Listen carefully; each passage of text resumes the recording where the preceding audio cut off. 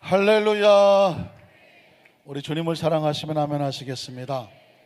우리 주님을 뜨겁게 사랑하시면 뜨겁게 아멘 하시겠습니다. 왜 자꾸 뜨겁게 사랑하면 뜨겁게 아멘 하냐고 왜 목사님은 두 번씩 할까? 왜냐하면 우리의 심령 속에 혹시라도 감동이 식을까 봐 그렇습니다.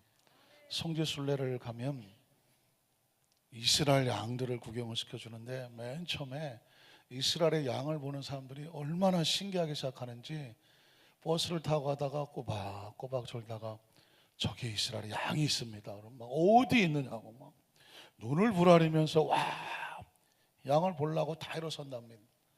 몇 번 그러고 난 다음에 또 졸고 계시는데 이스라엘에 저 바깥에 양이 있습니다. 그랬더니 다들 아까 봤어요? 아까 봤습니다. 그러니까 몇 번 처음에 볼 때는 막 그냥 하나라도 안 놓치려고 와 쳐다보다가 몇 번 양을 본다면 이제는 식상해. 양이 있다 그래도 아까 봤는데. 신앙생활에 제일 무서운 게 뭐냐면 매너리즘이라는 것입니다. 주님을 사랑하시면 아멘 하십시다. 웅클거리면서 눈물 흘리던 감독이 이 감동은 식을 수 없는 감동이거든요. 그런데 세월이 지나다 보면 이게 뻔한 멘트가 되죠. 그리고 뻔한 아멘이 된단 말이죠. 그러면 아주 무서운 거예요. 세상 사람들도 영혼이 담기지 않으면 안 들으려고 합니다. 그렇죠? 노래도요. 노래는 잘하는데 진심이 없네. 가슴에 다가옵니까? 안 다가옵니까? 안 다가와요. 어떤 사람이 나하고 대화를 하는데 그 사람의 생각이 딴 데 가 있어요. 그 사람하고 오래 얘기하고 싶을까요? 아니면 빨리 일어서고 싶을까요? 빨리 일어서고 싶죠. 신앙생활에 가장 중요한 것은 다른 어떤 것이 아니라 오늘의 시간에 우리 하나님 앞에 진심으로 고백하는 것입니다. 그래서 우리 성가대도 찬양이 얼마나 귀하고 감사합니까? 그 속에 진심이 하나님을 향한 간절한 진심이 담겨지면 그게 최상의 찬양이 되는 거고, 여러분의 예배가 최상의 예배가 되려면 깨끗하게 모든 걸 준비하고 예배하시되 중심이 하나님 앞에 간절히 계시면 그게 최상의 예배가 되는. 그건 언제까지냐? 계속해서 우리가 세월이 지나갈 때 더 뜨겁고 더 뜨겁게 그런 뜨거움으로 하나님 앞에 설 수 있기를 주님의 이름으로 축복합니다. 한번 따라하실까요? 은혜를 아는 신앙. 무엇을 안다고요? 은혜를 아는 신앙. 이런 제목으로 말씀의 은혜를 나누기 원합니다. 여러분 혹시 강원도 원주에 있는 치악산 가보신 적 있으신가요? 성가대. 많이 가보셨네요. 치악산은 단풍이 아름답기로 유명합니다. 이제 곧 단풍 여행 많이 가실 것 같은데 설악산이 물론 대표적이죠. 저 아래쪽은 내장산도 있고 속리산, 아주 귀한 산들이 굉장히 많은데 이 치악산은 그 중에서도 단풍이 아름답기로 유명한 곳입니다.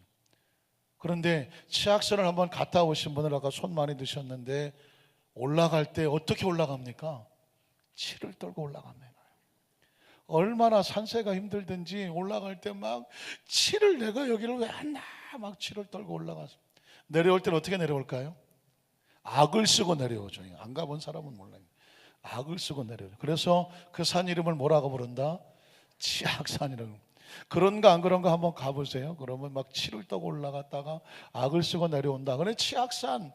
그런데 원래 그래서 붙은 이름이 아니라는 것은 아시겠죠? 원래 이름은 적악산이에요. 적악산. 적이 뭐냐면 단풍적자예요. 단풍이 얼마나 아름답든지 그냥 막 단풍이 산맥을 이루니까 적악산이라고 불렀는데 어느 순간에 치악산이 됐습니다. 왜 치악산이 되었을까요? 한 선비가 한양의 과거를 보러 가다가 치악산을 지나가게 되었습니다. 그런데 어느 한 산맥 좀 올라가다가 보니까 구렁이라는 놈이 꽁 3마리, 새끼꽁이죠. 이제 막 날기 시작하는 것 같은데 그거를 막 둥지를 꼬아리를 틀고 잡아먹으려고 하는 것을 보게 됐습니다. 마침 선비가 화살을 하나 가지고 있었는데 그것은 혹시 가다가 먹잇감이라도 구할까 싶어서 가지고 있었던 화살이었습니다. 그 모습을 보고 그냥 못 지나가겠죠. 그래서 화살을 가지고 구렁이를 쏘아 죽였습니다. 꽁 3마리는 안전하게 됐죠. 그날 저녁이 돼서 어떤 민가를 찾다가 보니까 한 집을 발견하고 그 집에 가서 사정을 얘기했더니 하얀 소복을 입은 아낙네가 나왔습니다. 친절하게 저녁도 대접해주고 방 한 켠도 내어주었습니다. 그래서 피곤한 몸을 눕히고 거기서 이제 잠이 들었는데 꿈속에 웬 구렁이가 큰 게 자기를 막 감싸고 죽이려고 입을 이렇게 들었습니다. 그래서 누구냐고 그랬더니 낮에 그 죽인 구렁이의 암컷이었던 거예요. 그 암컷이 이 선비를 죽이겠다고 거기다가 그런 술수를 벌이고 있었던 것입니다. 그래서 선비는 말하기를 내가 그 구렁이를 죽인 이유는 꿩을 살리기 위해서 그랬던 거다. 그러자 그 암컷 구렁이가 말하기를 그렇다면 만에 하나 당신이 옳다면 혹시라도 저 바깥에 있는 절이 있는데 절에서 종소리가 3번 나면 내가 당신을 살려주겠소. 그렇게 말하더랍니다. 그런데 그 밤에 누가 종을 치겠습니까?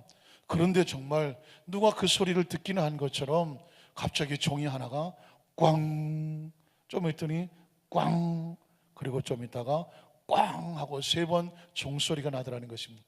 그랬더니 구렁이가 말하기를 당신은 하늘이 보호하는 것 같소. 그리고는 선비를 풀고 그냥 가버렸다는 것입니다.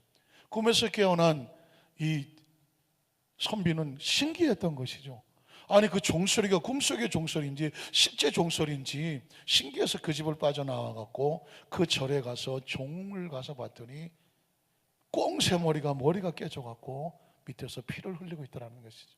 그러고 보니까 그 꽁 1마리가 머리로 꽝 종을 쳤어요. 그리고 피 흘리고 떨어지고 2마리가 꽝, 3마리가 꽝. 그 낮에 살려줬던 그 새끼 꽁들이 그 종을 머리로 받아서 종을 쳤다는 것입니다. 그래서 선비가 이 꽁들이 종을 쳐서 나를 살렸구나. 그래서 그 이후로 적악산이 아니라 꽁치자, 치자가 꽁치자입니다. 모르셨죠? 꽁치자예요. 그래서 치악산은 뭐냐? 꽁이 은혜를 갚은 산이다. 그래서 치악산이 됐습니다. 다음에 가시더라도 치를 떠시고 악을 쓰지 마시고 치악산을 가시면 말 못하는 미물이 받은 은혜를 갚은 곳이 여기구나. 그러면서 은혜 받고 오시기를 바랍니다.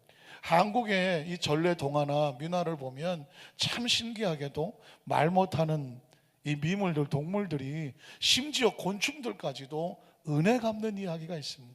여러분 보은박을 아십니까? 보은박? 어디서 들어본 것 같죠? 어디서 나오나요? 흥부와 놀부에서 나오죠.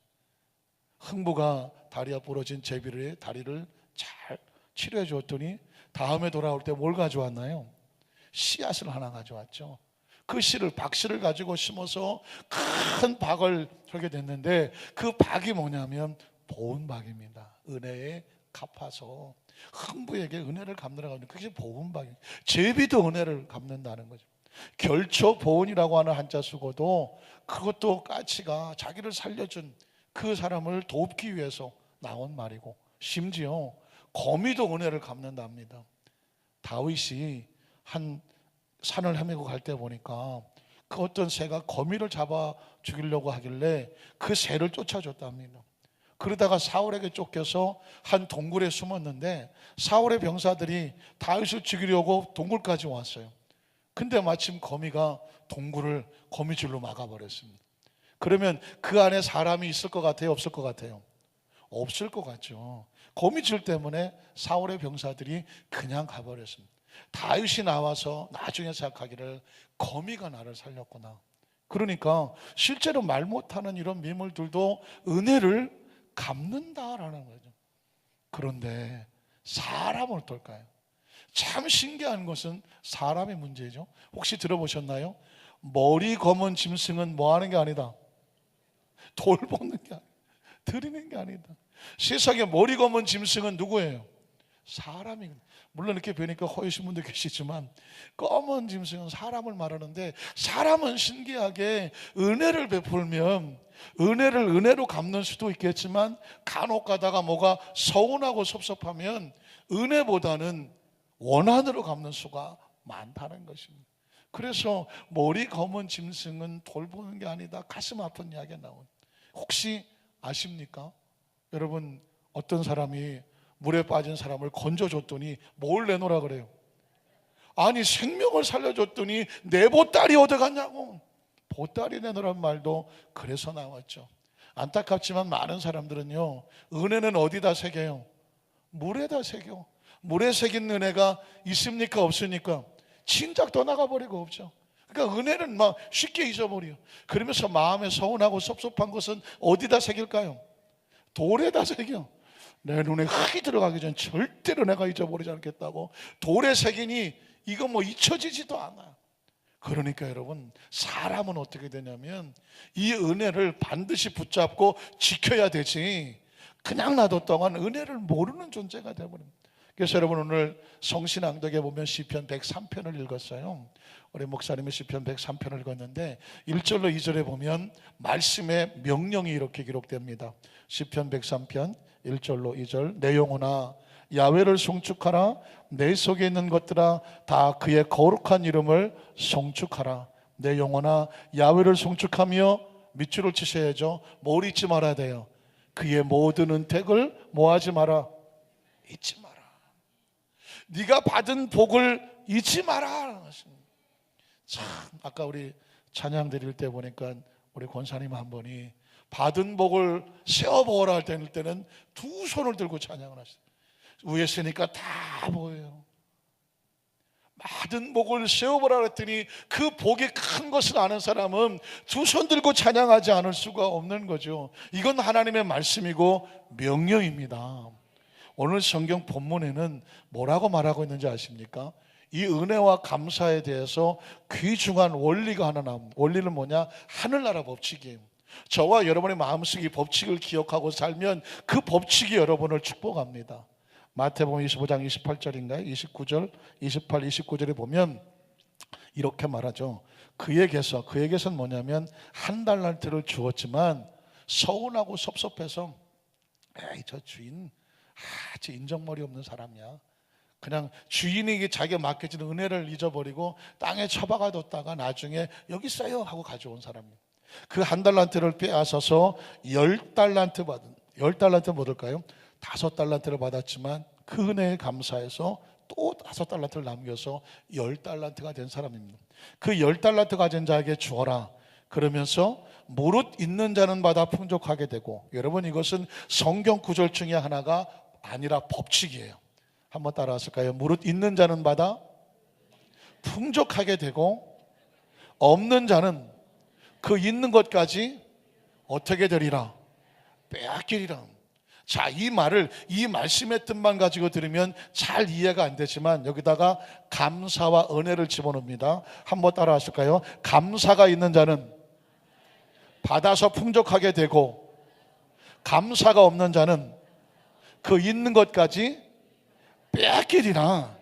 이게 하늘나라 법칙입니다. 한 번 더 할까요? 은혜를 아는 자는 받아서 풍족하게 되고, 은혜를 모르는 자는 그 있는 것까지 빼앗기리라.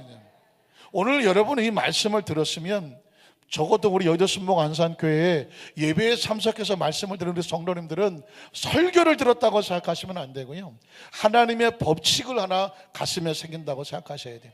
그래서 법칙은 뭐냐면 동서고금을 막론하고 누구에게나 적용이 되는 것입니다. 이 법칙을 가지고 내가 적용하면 이 법칙에 따른 축복이 나에게 주시는 것입니다. 자, 그래서 우리는 첫 번째로 이 은혜를 잃어버리면 어떻게 될까요? 자동으로 나오는 것은 원망과 불평과 비난입니다. 어떤 사람이 원망하고 불평하고 비난할까요? 그 속에 뭐가 없을 때? 은혜가 없을 때. 받은 은혜는 없고 그냥 모든 게 못마땅하고 모든 것이 내 속에서, 은혜가 사라지면 바로 나오는 게 원망하고 불평이에요. 제가 금요철 예배 때 한 스토리를 말씀을 드렸는데, 제가 그 스토리를 처음 읽었을 때 이건 평생 가슴에 새겨야 된다. 인간관계 속에서, 신앙생활 속에서 반드시 잊어버리면 안 된다라는 스토리가 하나 있는데, 혹시 철회 예배를 못 나오고 주일만 나오신 분들을 위해서 제가 이 말씀을 꼭 드립니다. 어떤 아버지에게 아들이 하나 있었습니다. 근데 이 아들이 병이 들어서 이제 수술을 받지 아니하면 죽을 지경이 됐습니다. 세상에 늘 말씀드리지만 자식이 아픈 것을 보는 부모의 심정은 찢어집니다. 그것도 이제 막 수술을 받아야 될 긴박한 상황이면 거의 제정신이 아니죠. 그런데 그 병원에서 수술 시간 날짜 다 적어놨는데 수술할 의사가 나타나지를 않아요. 이건 뭐 10분 20분 지나도 안 나타나니까 이 아버지의 속은 정말 탑니다. 불이 납니다. 제정신이 아니죠. 막 소리오래 소리칩니다. 뭐 이런 병원이 다 있느냐고. 지금 내 아들이 죽어가는데 왜 수술 날짜 시간 다 정했는데 의사가 안 보이냐고. 세상에 이런 의사도 있냐고 막 난리를 칩니다.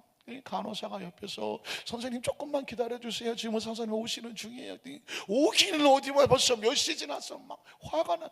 아마 우리라도 그렇게 했을지 모릅니다. 한 30분 늦어서 의사가 막 정신없이 헐레벌떡 양복을 걷어 제끼면서 달려왔습니다. 그리고 수술 옷을 갈아입고 그 아버지가 뒤에서 막 뭐라 그러니까 죄송합니다. 제가 곧 들어가겠습니다. 그러면서 전혀 대꾸하지 아니하고 죄송하다는 표현.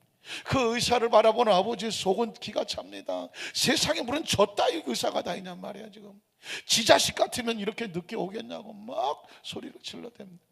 수술실에 들어가서 수술을 몇 시간을 마치고 그 의사가 나옵니다. 땀을 펄펄 흘려. 그리고 가운을 벗으면서 말합니다. 수술은 잘 됐습니다. 조금만 잘 이렇게 안정하고 이대로 휴식을 잘 취하고 진행이 되면 아들은 걱정 없을 겁니다. 그러면서 가운을 벗어니고 그대로 확 하고 또 문으로 나가버리는 것입니다. 그 아버지는 그 소리를 듣고 잠시 안심했지만 또 화가 나는 거예요. 세상에 이런 의사가 어딨냐는 것입니다. 큰 수술을 마치고 놀란 자기 마음을 헤아리고 안정을 시켜주고 좀 더 자세히 따뜻하게 얘기를 해줘야지. 아니 도대체 뭘 하다가 왔길래 저렇게 또 정신없이 나가네. 옆에 있는 간호사에게 막 화풀이를 하는 것입니다. 당신네 병원의 의사는 저 따위로 건방지고 거만하냐고 막 물었습니다. 그랬더니 그 간호사가 이렇게 말합니다. 선생님, 사실은 저 의사 선생님 아들이 어제 큰 교통사고를 만나서 그 자리에서 목숨을 잃었습니다. 의사 선생님의 아들이 어제 목숨을 잃은 세상을 떠났다는 거예요. 그래서 어제부터 계속 장례를 치르고 오늘은 입간실을 마치고 오늘하고 30분이 늦었다는 것입니다. 지금도 빨리 저렇게 간 것은 뭐냐면 그 아들의 장례식 빈소를 지키기 위해서 헐레벌떡 달려가는 것입니다. 자신의 죽은 아들을 놔두고 선생님의 그 아들을 살리려고 와서 저렇게 저 상황 속에서도 수술을 마치고 가시는 거라고. 여러분 어떻습니까? 그 사람이 그런 상황인지를 꿈에도 생각을 못했죠. 아마도 그 아이의 아버지는 정말 자기가 한 모든 말들이 얼마나 부끄러웠을까요? 당신 자식 같으면 이렇게 내 자식 죽어가는데 그렇게 늦게 오겠냐고 소리를 질렀던 그 가슴이 그 의사의 마음속에 얼마나 비수가 됐겠습니까? 의사가 왜 그 소리를 안 했을까요? 당신은 지금 내 사정을 아냐고. 내 자식은 지금 싸늘한 시체가 돼서 내가 그 아들의 빈소를 지켜야 되는데 그 아들 놔두고 당신 아들 살리려고 내가 여기 온 이 심정을 아느냐고. 내 처지를 아느냐고. 당신이 그 사정을 안다면 그렇게 말 못할 거라고. 의사가 왜 그 말을 못했을까요? 의사는 환자와 그 부모에게 비난하지 않고 싸우지 않은 의사이기 때문에 묵묵히 그 비난을 받아들이고 그는 자기 아들의 장례식장으로 또 가는 것입니다. 사랑하는 성도 여러분, 그 아버지는 왜 그랬을까요? 자신의 아들이 살아난 그 사진을 살려준 그 은혜는 잊어버리고 자기가 계산한 행동과 여건과 환경으로 그렇게 자기를 대해주지 않았다고 그렇게 원망과 불평은 아주 간단해요. 내 속에 받은 은혜를 잃어버리면 그 속에서 자기도 모르는 그런 폭발적이고 폭력적이고 비난과 원망과 불평이 남아요. 제가 왜 이 이야기를 말씀을 드릴까요? 성경을 읽다가 너무도 똑같은 상황을 발견하게 됩니다. 민수기 13장을 보면 30절로 33절에 우리가 너무나 잘 알고 있는 하나님이 이스라엘 백성을 애굽에서 건져내서 그리고 홍해를 통과하고 하나님의 역사거든요. 아말렉과의 전쟁에서 그를 살려주고 해서 가나안 땅까지 다 왔어요. 이제 그 땅을 들어가면 돼요. 그런데 그 땅에 있는 모든 여건과 환경이 이스라엘 백성과 10명의 정탐꾼이 볼 때 자기들이 원하는 게 아니라는 것입니다. 왜 우리를 이런 식으로 대하느냐? 하나님 앞에 막 악다구니를 쓰고 하나님을 향하여 삿대질을 하고 비방을 퍼붓는 소리가 성경에 나와요. 읽어볼까요? 갈렙이 모세 앞에서 백성을 조용하게 하고 이르되 우리가 곧 올라가서 그 땅을 취하자 능히 이기리라 하나. 그와 함께 올라갔던 사람은 10명의 정탐꾼들입니다. 이 사람들이 입에 거품을 물고 자기들의 주장을 하기를 시작합니다. 우리는 능히 올라가서 그 백성을 치지 못할 것이다. 그들이 우리보다 얼마나 강한데. 그러면서 이스라엘 자손 앞에서 그 정탐한 땅을 악평하기 시작합니다. 그 땅 난 태어나서 그런 땅 본 적이 없다. 우리가 돌아다니며 정탐한 땅은 어떤 땅입니까? 그 거주민을 섬기는 땅이고 거기는 사람이 살 수 없는 땅이고 거기서 본 모든 백성은 신장이 장대같이 커서 어떻게 되냐? 거기서 네피림 우선 거인들의 우선 안악자손들의 거인들을 보았나니 우리는 스스로 보기에도 메뚜기같이 초라하다. 그들의 보기에도 그와 같을 것이니 들어가야 됩니까? 들어가지 말아야 됩니까? 이 소리를 듣는 순간에 원망과 불평이 여기까지 우리를 인도해 준 하나님에 대한 이야기는 한마디도 없고 이제 우리는 여기서 다 죽었다. 하나님 우리를 죽이려고 보낸 거다. 그런 고백을 하니까 민수기 14장 1절로 3절에 보면 이스라엘 백성들의 반응이 나오죠. 이 소리를 듣고 나니까 온 이스라엘 300만이 기가 막힌 거죠. 소리를 높여 부르짖으며 백성이 밤새도록 통곡합니다. 밤새도록 통곡. 무슨 소리를 하면서 통곡을 했을까요? 그 다음 절 보면 이스라엘 자손이 다 모세와 아론을 원망하여 온 회중에 그들에게 이르되 여러분 보십시오. 차라리 애굽 땅에서 우리를 죽이지. 차라리 애굽 땅에서 우리가 죽었거나 이 광야를 오다가 중간에 죽었으면 이 고생을 안 했을 텐데 그러면서 이렇게 말합니다. 어찌하여 하나님이, 전 여기서 가슴이 터지더라고요. 어찌하여 야훼 하나님이 우리를 여기까지 인도하고 그 땅으로 인도에 들어가서 다 칼에 맞아 죽게 하려고 하느냐. 누구를 원망하고 있습니까? 하나님을 원망하고 있습니다.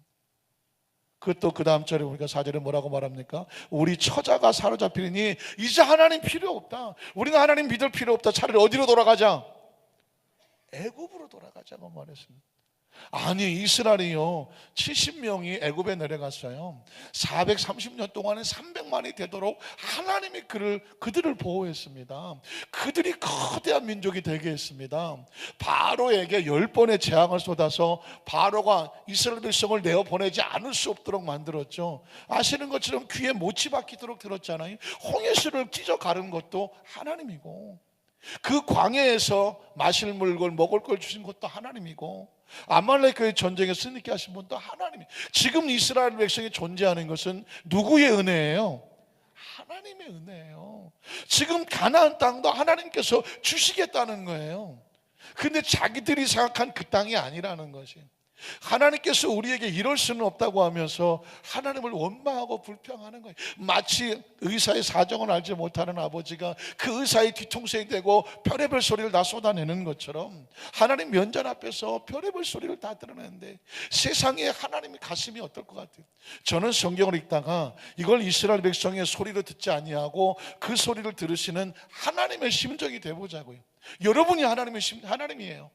근데 여러분이 그 백성을 이끌고 여기까지 왔는데 하는 소리가 하나님이 우리를 죽이려고 한다고 해요. 속도 없는 소리를 하고 차라리 하나님 떠나자고 말을 해요. 여러분 심정 어떨 것 같아요? 세상에 가장 부모의 가슴에 못을 박는 소리가 뭐예요? 자식들이 엄마가 나한테 해준 게 뭐 있어? 아버지가 나한테 해준 게 뭐 있어? 세상의 자식들이 부모에게 마지막까지 하지 말아야 될 얘기가 뭐예요? 부모가 나한테 해준 게 뭐 있냐는 거예요. 그러면 그 부모는 자식은 어떻게 태어났겠어요? 그 부모님이 정말 힘들고 어려울 때 그 피눈물 나는 상황 속에서 그 생명을 키워주지 않으면 절대로 생명은 스스로 혼자 살지 못하잖아요. 저는 이 본문을 가만히 묵상을 하다가 성경 속에 이런 장면이 또 하나 있더라고요. 기억하십니까? 누가복음 15장에 보면 탕자의 비유라고 나오죠. 우리는 보통 탕자 그러면 누구를 탕자라고 그래요?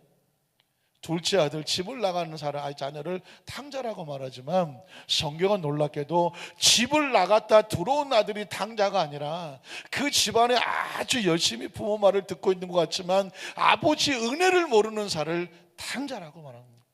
탕자는 누가 탕자냐? 은혜를 모르는 자가 탕자입니다. 한번 따라 하실까요? 탕자는 은혜를 모르는 자가 탕자입니다. 여러분 보십시오. 큰아들이 아버지 앞에 막 달라드는 소리 기억하십니까? 누가복음 15장 28절로 30절에 보면 큰아들이 화가 나서 들어가고자 하지 아니합니다. 그러자 아버지가 나와서 얘야 들어가자 라고 큰아들에게 말합니다. 그랬더니 큰아들이 눈을 부라리고 입에 거품을 물고 이렇게 말하는 거예요. 아버지, 내가 여러 해 이때까지 아버지를 섬겨서 단 한 번이라도 아버지 말을 어긴 적이 있습니까? 그러니까 자기는 아버지 앞에 최선을 다해서 충실했다는 것입니다. 그리고 그 다음 절을 보면 아버지, 그런데 왜 아버지는 나한테 염소 새끼라도 한 마리 안 줍니까? 그 염소 새끼리 한 마리라도 내 잔치할 수 있도록, 친구를 위해서 왜 대접할 수 있도록 주지 않습니까?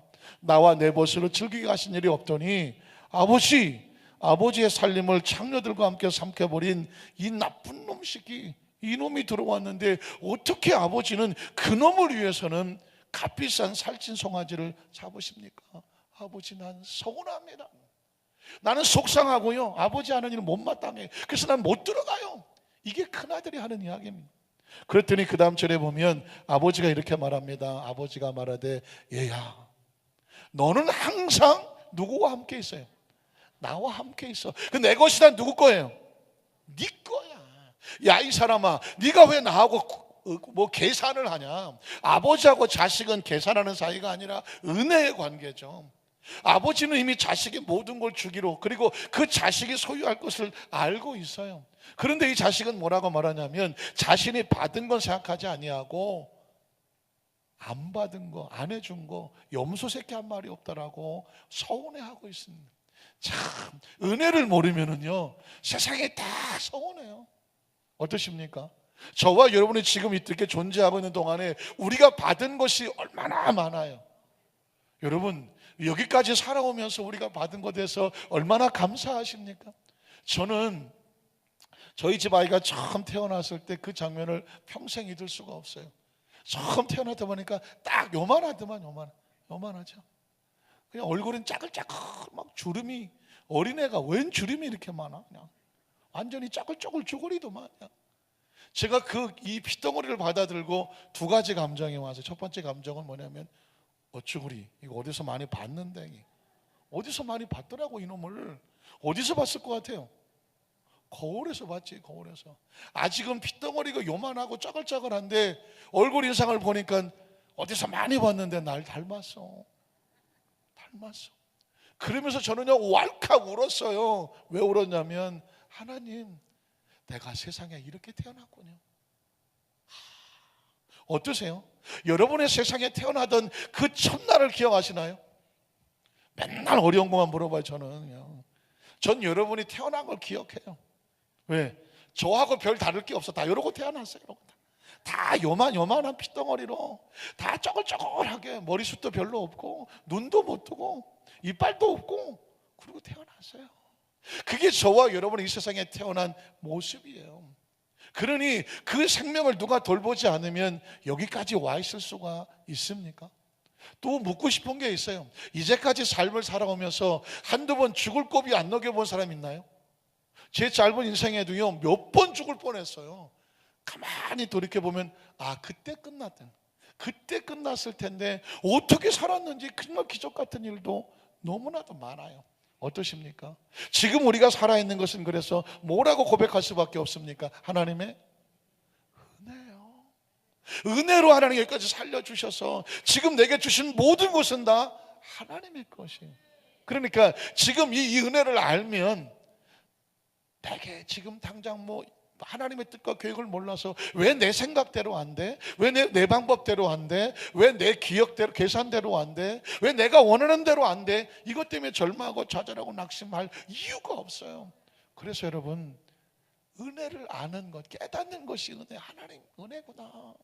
그래서 여러분, 두 번째로 뭐냐면, 은혜를 모르면 늘 원망하고 불편하고 삶에 희망이 없지만, 놀랍게도요 은혜를 가슴에 품으면 모든 것이 평안하고 안전한 그 마음의 축복을 얻습니다. 한번 따라 하실까요? 받은 바 은혜를 항상 기억하고 살면 삶이 평안해질 수가 있습니다. 여러분, 제가 금요철에 성도들에게는 이 스토리를 말씀을 드렸는데 오늘 주일을 예비한 성도들에게도 이 스토리를 절대로 잊어버리지 말아야 돼요.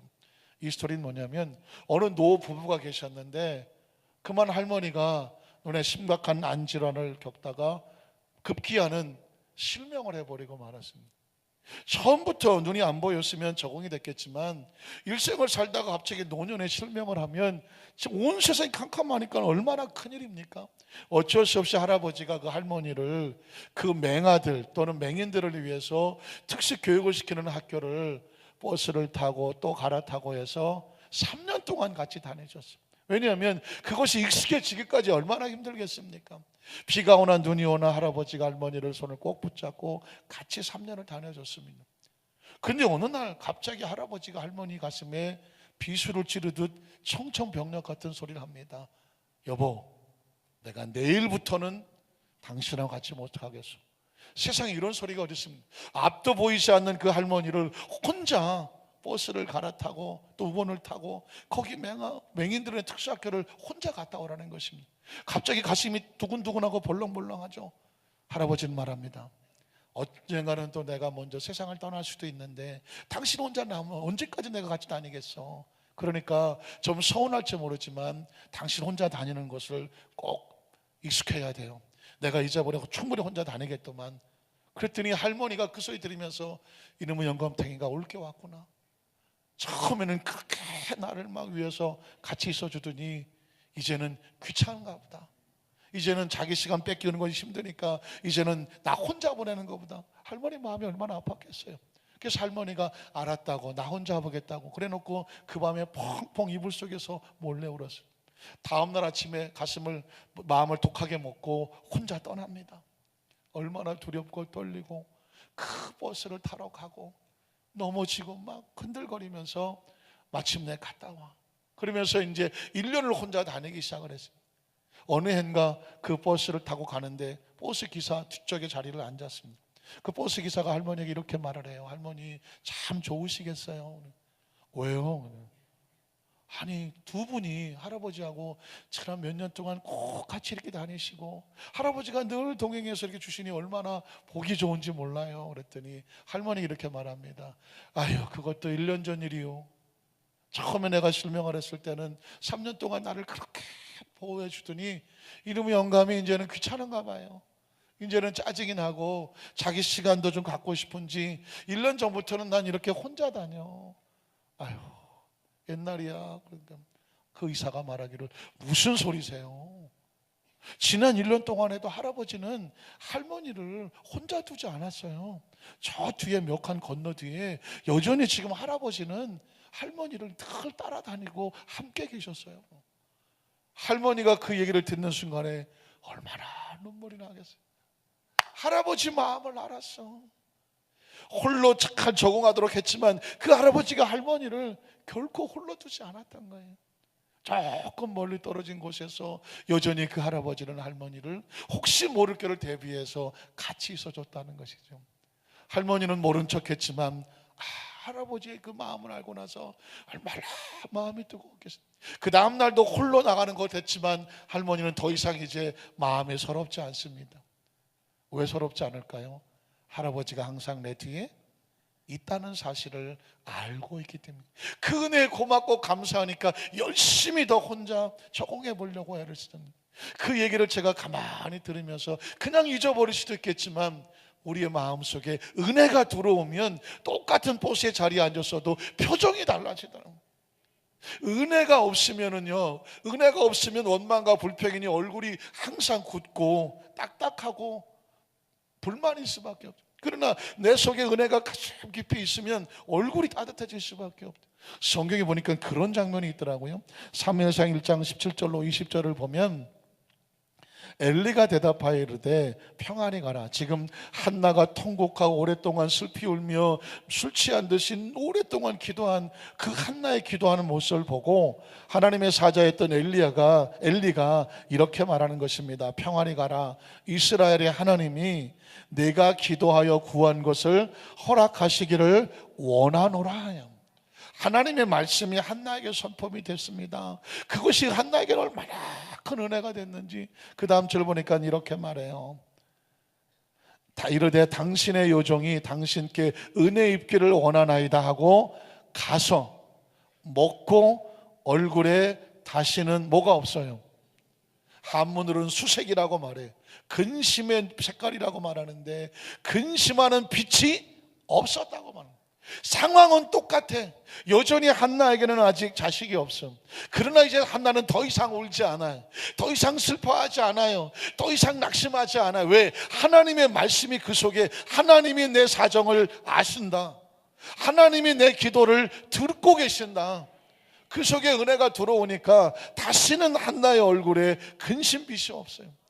저는 그래서 이 말씀을 묵상하면서 우리 성도들을 위해서 이렇게 기도해요. 하나님, 우리 안산교회 성도들이 지금 이 자리에 어떤 사정과 처지를 가지고 앉아 있는데 아직도 마음에 불안하고 초조하고 외롭고 쓸쓸하고 억울해서 얼굴 표정이 다 이래. 이거 잘 안 되나? 왜냐하면 마음이 편하지 않으면 이게 어떻게 돼요? 이것도 내려오고 눈도 내려오고 얼굴에 기쁨이 없어. 왜 그럴까요? 그 속 안에 하나님이 내 사정을 알지 못한다고 나 혼자라고 생각하니까 그래요. 그런데 말씀을 듣고 기도하고 찬예배를 듣다 보면 하나님이 나를 아신다, 내 기도를 들으신다냐. 하나님께서 지금 우리 가운데 여전히 날 홀로 두지 아니하고 내 뒤에 나를 어떻게 하신다? 보호하고 계신다. 그러면 얼굴에 뭐가 없어질까요? 근심빛이 없어지는. 저는 성경에 하갈이라고 하는 여인의 신앙의 고백이 이렇습니다. 창세기 16장 6절로 14절인데요 여러분 하갈을 잘 모르시죠? 사레가 쫓아내었던 아브라함의 몸종이 하갈입니다. 사레가 아이를 낳지 못하니까 자기 몸종을 줘서 이 젊은 여종을 통해서 자식을 보라고 주었던 게 하갈이에요. 얼마나 처지와 사정이 정말 아프고 힘듭니까? 실제 상황은 힘들어요. 성경에 보니까 아브라함의 사레에게 이르되 당신의 여종은 당신의 수중에 있으니 당신의 눈에 좋을 대로 그에게 행하라 하며 사레가 하갈을 뭐 했어요? 학대를 했어요. 왜냐하면 사레는 자식을 낳지 임신을 못했는데 하갈이 임신을 했어요. 하갈이 임신하고 나니까 이 하갈이 약간 교만이 들어와서 자신의 주인 여종을 사레를 무시하고 아이고 애도 못 낳는 것이 이러면서 지가 주인인 것처럼 교만을 떨다가, 그러니 사레의 마음이 얼마나 아프겠어요. 하갈을 학대했어요. 이 집에서 나가라고.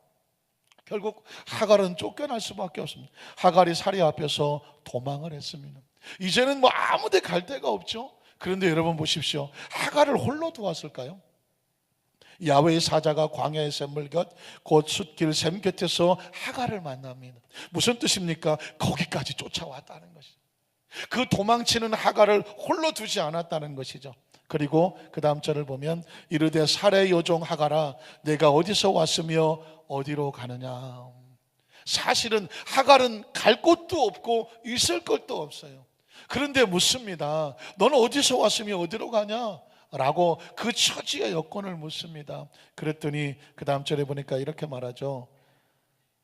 이르되 나는 내 여주인 사레를 피하여 지금 도망치는, 인생의 삶을 살면서 도망치는 신세만큼 처리한 상한 상황이 어디 있습니까? 그러시자 그 다음 절에 이렇게 말하죠. 야훼의 사자가 그에게 이르되 하갈아 네가 있을 곳은 어디냐? 내 여주인에로 돌아가서 그 수하에 복종하라. 상황이 문제가 아니다. 그럼 어떤 상황으로 바꿔 주었을까요? 그 다음 절을 보면 이렇게 말하죠. 야훼의 사자가 또 그에게 이르되 내가 내 씨를 크게 번성하여 그 수가 많아 셀 수 없게 하리라. 하갈의 뱃속에 있는 그 아이도 하나님의 계획 속에 있다는 것입니다. 그리고 그 다음 절을 보면 야훼의 사자가 또 그에게 이르되 내가 임신하였은즉 아들을 낳으리니 그 아들의 이름을 이스마엘이라 하라. 이는 야훼께서 내 고통을 뭐했다. 이걸 은혜라고 말하는 거예요. 혹시 지금 여러분의 처지가 마치 하갈이 도망을 치는 것처럼 가장 안전하고 평안했던 것을 혹시 놓쳐서 홀로 있지는 않습니까? 사업이 홀로 있지는 않습니까? 직장이 홀로 있지는 않습니까? 인생의 삶이 홀로 있지는 않습니까? 안전한 것을 잃어버리고 아무도 누가 도와주지 아니하고 외롭고 쓸쓸한 상황인 것 같습니까? 그래서 도망치고 싶습니까? 성경은 말합니다. 그것이 안전한 것이 아니라 하나님이 그 고통을 듣고 계시면 더 이상 그것은 두려운 것이 아니에요. 낙심된 것이 아니에요. 은혜는 뭐냐? 하나님이 나를 아신다. 저는 이 시간에 예배에 참석 우리 성도님들의 마음속에 이 말씀을 듣다가 하나님의 음성이 들렸으면 좋겠어요. 나는 네 사정을 알고 있다. 네 고통을 알고 있고 눈물을 알고 있고 네 처지를 알고 있고 한 번도 내가 너를 놓은 적이 없고 떠난 적이 없다. 왜냐하면 그 다음 절을 보면 하갈이 이런 고평을 하죠. 그가 사람 중에 들나귀같이 되리니 그의 손이 모든 사람을 치겠고 모든 사람의 손이 그를 칠지며 그가 모든 형제와 대항해서 살게 될 것이라고 하니라. 13절 하갈이 자기에게 이르신 야훼 이름을 이렇게 고백합니다. 한번 따라 하실까요? 나를 살피시는 하나님. 세상에 이런 놀라운 고백이 어디 있습니까? 버려지고 쫓겨나고 도망치고 배는 불러오고 갈 곳이 없고 홀로 외로운 사막에 그 샘물 곁에 거꾸러져 있는데 알고 봤더니 버려진 자가 아니에요. 하나님은 여전히 그를 뭐하고 계셨어요? 살피시고 계셨어요. 여러분 혹시 아십니까? 하나님은 너를 결코 혼자 두신 적이 없어요. 살피시고 계셨어요. 혹시 외로운 상황 속에서도, 혹시 병실에서 홀로 누워있는 상황 속에서도, 혹시 물질의 어떤 어려움을 만났을 때도 아무도 나를 인정해 주지 않냐고 손가락질하고 어떤 잘못된 소문 속에서 여러분이 억울한 누명을 썼을 때에도 하나님은 말씀하십니다. 난 결코 너를 홀로 둔 적이 없다. 하나님은 과정 속에서도 살피시고 계셨어요. 여러분 혹시 옆에 분에 그렇게 한번 고백해 봐 주세요. 하나님은 당신을 여전히 살피시고 계십니다. 어떠십니까? 기억하세요. 한번 따라 하실까요? 하나님은 여전히 나를 살피시고 계신다. 믿으십니까? 그래서 그것을 그 다음 절에 보면 이렇게 말하죠. 이는 내가 어떻게 여기서 나를 살피신 하나님을 배웠는고 함이라. 그러면서 샘물 이름을 이렇게 불러요. 그 샘을 부엘라 헤로이. 한번 따라 하실까요? 부엘라 헤로이. 나를 살피시는 하나님이라는 것입니다. 사랑하는 성도 여러분, 어떻습니까?